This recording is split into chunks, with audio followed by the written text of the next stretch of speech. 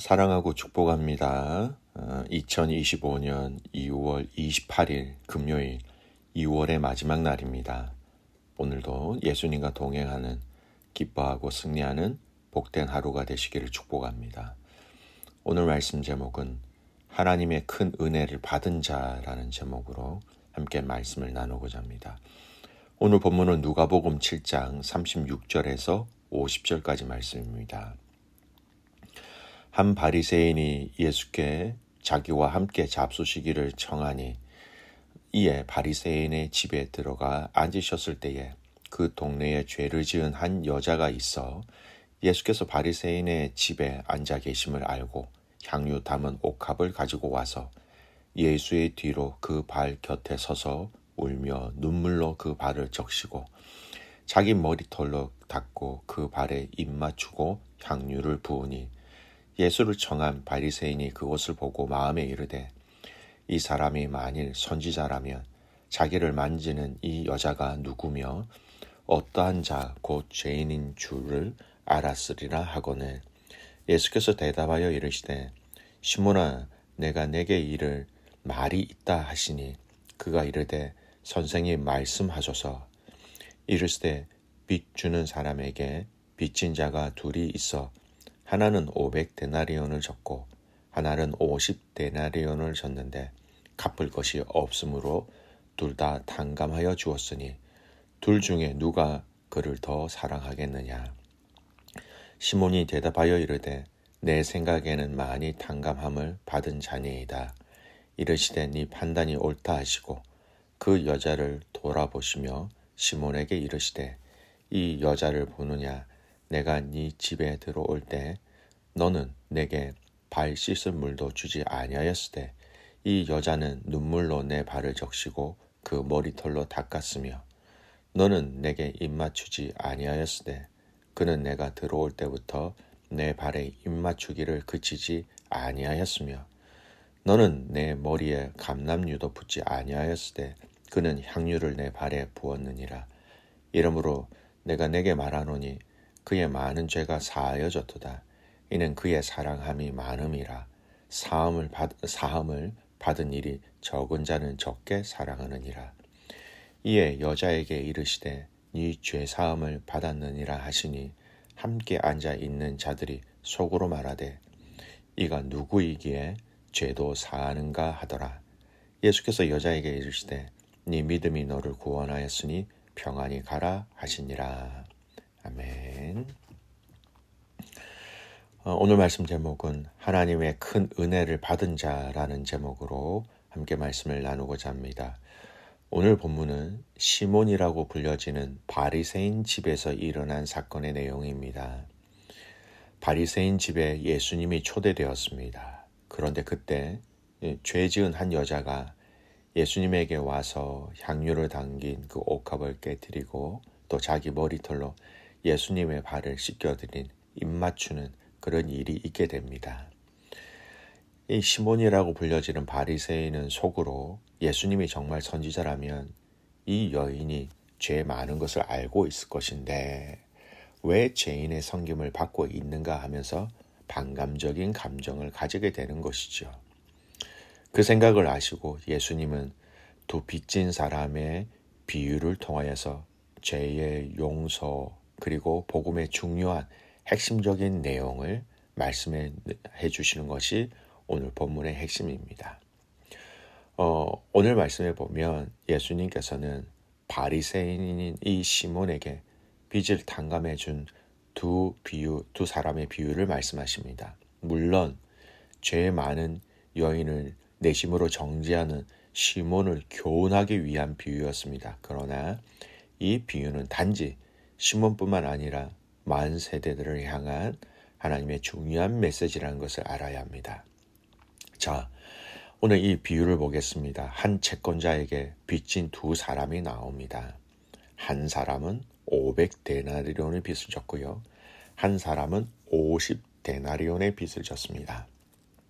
여기서 500데나리온의 이 가격은요, 이 금액은 노동자가 500일 동안 일한 품삯이라고 생각하시면 됩니다. 그리고 50데나리온은 노동자가 50일 동안 일한 품삯이지요. 만만치 않은 금액입니다. 중요한 것은 두 사람이 빚진 액수도 중요할 수 있겠지만 더 중요한 것은 두 사람 모두 다 빚을 졌다라는 것이며 이를 모두 갚을 수 없었다라는 겁니다. 그래서 만약 그들은 채권자의 자비가 없었다면 그들의 가족, 그들의 모든 권속들, 모든 것이 노예가 되어야 했었고 그리고 그 채권자의 소유가 되었다라는 겁니다. 여러분, 이것이 무엇을 의미합니까? 이것은 모든 인간이 처해 있는 현실에 대한 비유입니다. 첫 번째 영적 교훈이 있지요. 모든 인간은 죄인이라는 겁니다. 여기서 채권자는 하나님을 상징하고 두 빚진 자는 하나님께 죄를 짓고 스스로 죄를 해결할 수 없는 모든 인간을 상징하는 겁니다. 즉 모든 인간은 하나님 앞에서 스스로는 갚을 길이 없고 따라서 하나님의 자비가 없다면 죽을 수밖에 없는 죄의 빚을 진 자들이라는 겁니다. 물론 사람에 따라서 상대적으로 다른 사람에 비해 죄를 덜 지은 사람도 있을 것입니다. 그러나 모든 사람은 하나님께 죄의 빚을 졌다라는 것은 점에서 동일하고 또 스스로 그 죄의 빚을 갚을 수 없다는 점도 동일합니다. 성경은 이 부분에 대해서 명확하게 얘기합니다. 로마서 3장 13절 모든 사람이 죄를 범하였음에 하나님의 영광에 이르지 못하노니. 그렇습니다. 모든 인간은 하나님의 은혜로만 구원받을 수 있는 다 죄인이라는 겁니다. 그러므로 누구든지 하나님 앞에서 자신의 상대적인 의를 주장하거나 자랑할 수 없다라는 겁니다. 본문의 시몬을 비롯해서 예수님 당시의 바리새인들이 자신들의 의를 자랑하고 회개치 아니하고 오히려 죄인들을 정죄하고 멸시한 것은 하나님 앞에서 자신들이 죄인됨을 망각하였다. 그 결론입니다. 자신이 죄인인데 자신이 죄인인 줄도 모르고 다른 죄인들을 정죄하고 판단하는 것. 내가 더 큰 죄인인데. 예수님의 이 비유를 통해서 가장 근본적인 영적 비밀을 발견하게 됩니다. 우린 모두 죄인이다. 그러기에 다른 사람들을 판단, 정죄하는 것은 우리가 할 수 없는 일이고 했어도 안 되며 그럴 자격도 없다라는 것을 알아야 됩니다. 오늘날에도 우리 주위에 시몬이나 바리새인들처럼 학력, 재산, 지위, 미모 여러 가지 수많은 기준을 세워놓고 이웃을 업심여기며 우월감에 빠져있는 사람이 한둘이 아니지요. 하지만 아무리 사람들이 자신의 가진 것들을 비교하며 자랑한다 할지라도 그것은 단지 도토리 키재기식의 비교일 뿐이며 하나님 앞에서는 아무것도 아니라는 겁니다. 즉 하나님의 의와 영광을 비교할 때 그 모든 것은 한낱 지푸라기요 우리 모두는 다 같이 죄인이요 헐벗고 가난하며 연약하고 추악한 자들이다. 그렇게 성경은 얘기하고 있습니다. 성도 여러분, 우리는 세상 사람들처럼 인간의 보잘것없는 기준을 가지고 남을 업심여기는 일체의 어리석음을 버리실 수 있기를 축복합니다. 대신 우리 모두는 예수 그리스도께서 자신 스스로는 죄값을 치를 수 없는 우리 죄인들을 위하여 보혈의 피를 흘려 대속해 주셨음을 기억하면서 이웃을 향해서는 나보다 낮게 여기는 동시에 하나님을 향하여서는 감사와 찬양을 돌리는 아름답고 겸손한 성도들의 모습이 잊지 않기를 주님의 이름으로 축복합니다. 두 번째, 오늘 이 비유를 통하여서 큰 용서 받은 사람일수록 더 큰 은혜를 받았다는 것을 기억해야 한다는 겁니다.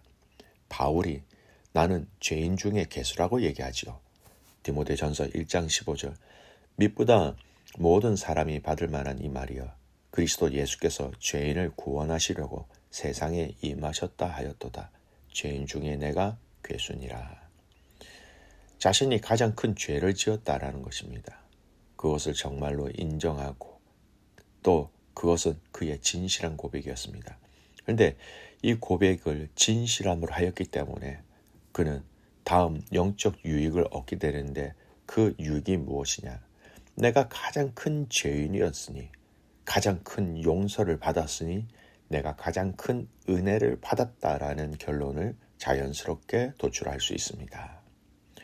오늘 본문의 500데나리온, 50데나리온 이 차이의 비유는 우리가 죄인임을 알면 알수록 내가 은혜 받은 자라는 것, 그것을 더 깨닫게 되며 더 나아가서 나의 죄의 크기가 크면 클수록 받은 은혜가 더 크다라는 것을 알게 된다라는 겁니다.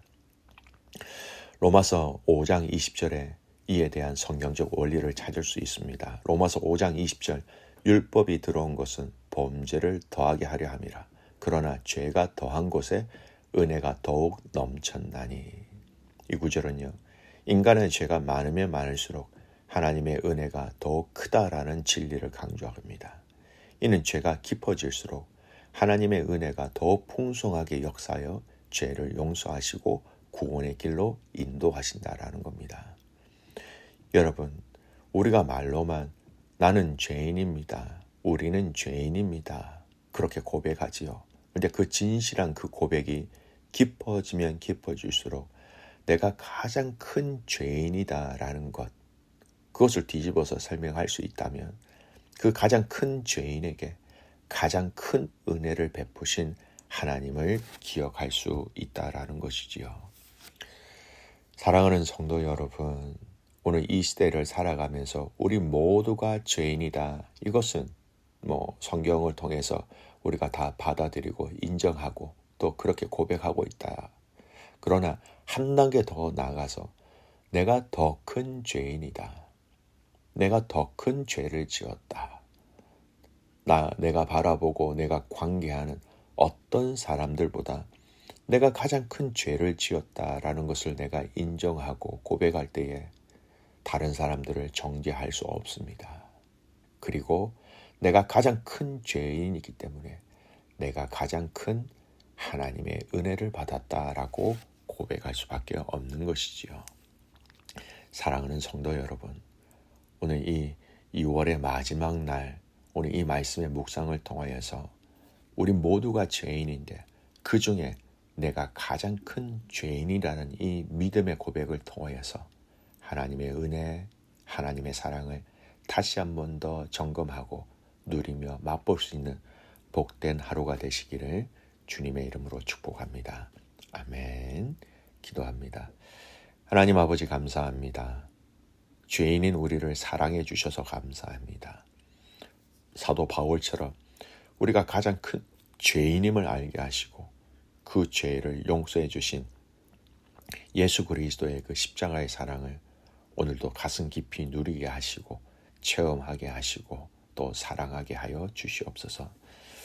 우리 모두가 죄인이기에 죄인이 죄인을 스스로 정죄하며 평가할 수 없는 것처럼 다른 지체들에 대해서 평가하지 않고 또 정죄하지 않게 하시고 내가 가장 큰 죄인이라는 겸손함으로 하나님의 은혜를 받아 누리는 이 하루가 되게 하옵소서.